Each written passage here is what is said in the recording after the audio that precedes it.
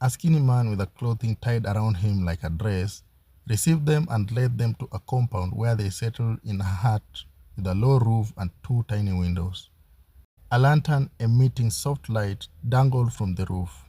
There were no chairs in that hut, so they spent the night seated, backs against the wall, shooting the breeze, smoking, and just waiting for dawn.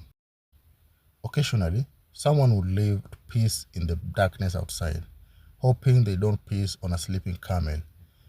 If sleep came, it came in little pockets in form of a nap filled with adrenaline. At dawn, they all stepped out to lay their eyes on Moyale in the light of day. It was just dry, dusty, and inhabited by goats and men in sandals. They washed their faces from a cup full of water, and the skinny man said, "Okay, now we walk to Ethiopia." So they set off on foot. It was blazing hot.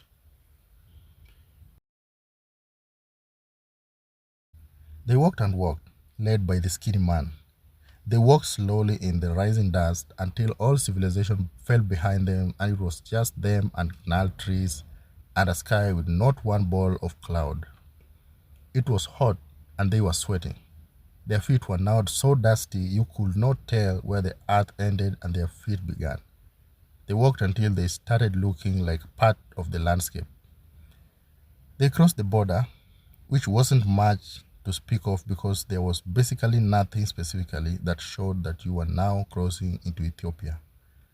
And they walked for another hour to finally come upon a large farm where the special weed was grown. They were received by an Ethiopian, the man who ran the shit there. He wore a cap and had a crooked nose, perhaps good for smelling trouble.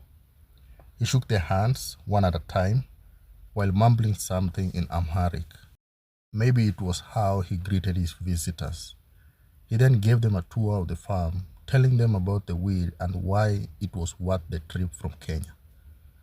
They were shown their stash, which would be sent to the village in Moyale on a donkey since the money had already been sent beforehand. Then the weed would find itself onto a bus and would come to Nairobi and land in Eastleigh. The boys would then send their peddlers to go pick, sort, and start selling it. It took 2 weeks, and unlike food that you can order from Uber Eats, you just couldn't monitor the progress of the weed. You just waited and trusted that it would get to Nairobi. And indeed, it got to them 2 weeks later. Business blew up in Kahawa and Juja. Their clientele were mostly university students, touts, and drivers. Word went around that there was some good weed doing the rounds, and everybody just wanted it. Sean never went to the ground because he largely ran his business from the bank. He was a bank teller, so mostly while at work, he had his phone in his pocket and mostly operated on short messages, texts.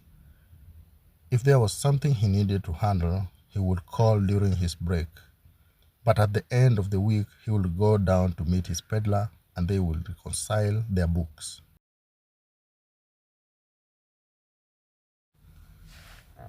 They were doing so well that this one time, the six of them were at a party in Juja, and there were these guys who were talking about this new strain of weed that was so dope, not knowing that the guys who brought it to town were right there in that party.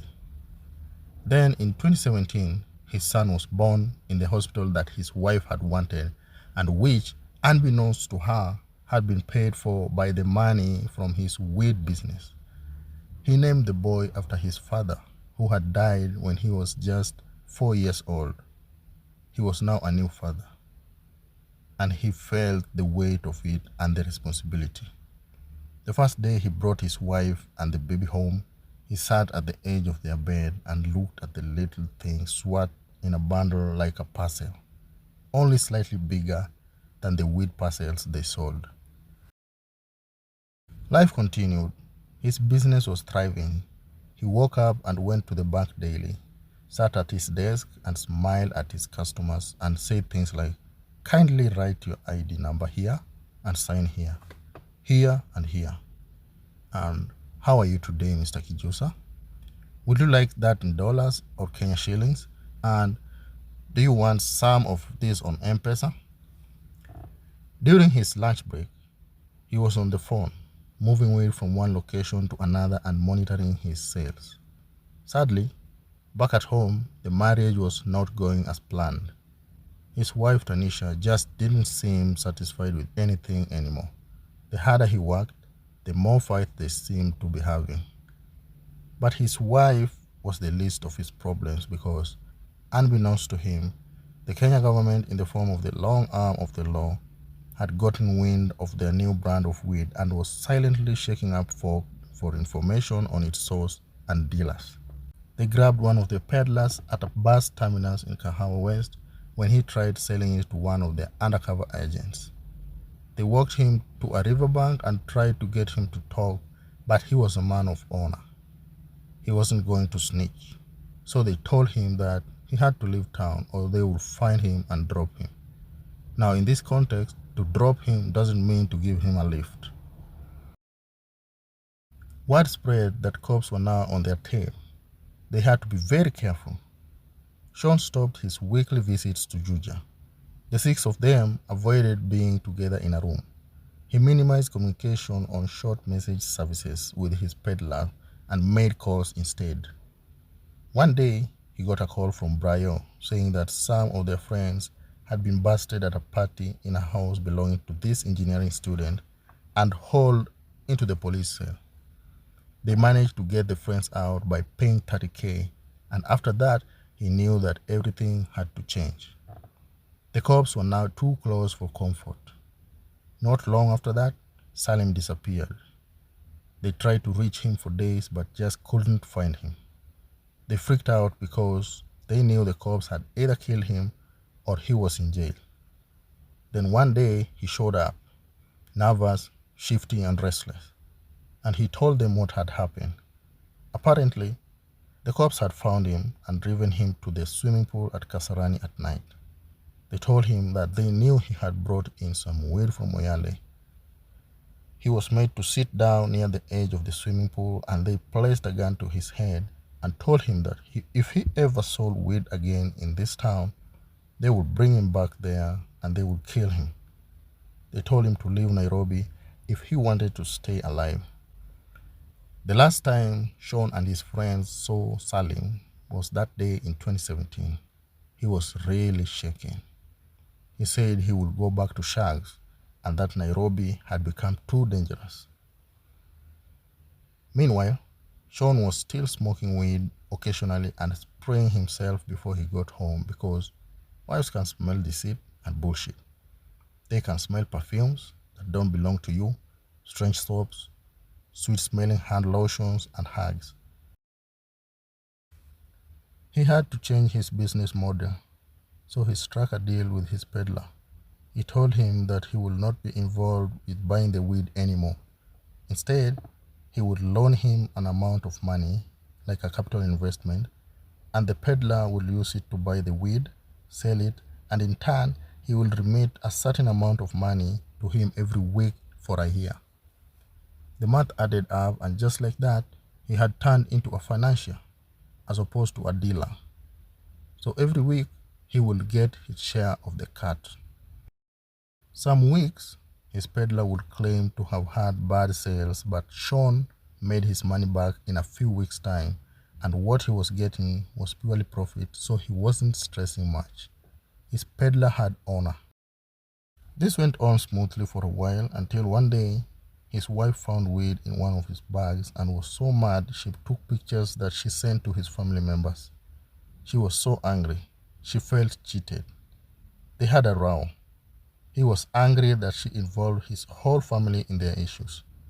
She said she was not going to raise her child with a weed dealer. So he asked her how she thought he sustained the family on a lousy bank salary. "You have seen my payslip. How do you think all this is paid for?" he asked. "How do you think I paid for your maternity and stuff? How do you think I pay for everything in this house?" She did not care. She packed her bags and left in an Uber and took his son with her. That day, he cried because of losing his son.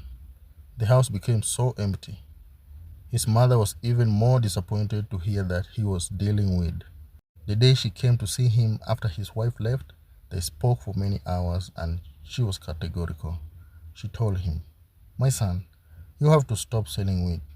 It's not who we are. It's not how I raised you. It's wrong. If you want money, I can be giving you money, but you are not a drug dealer." His mother is everything to him. He had even gotten a tattoo of her. She was disappointed in him, given that she had struggled to raise them after his father died.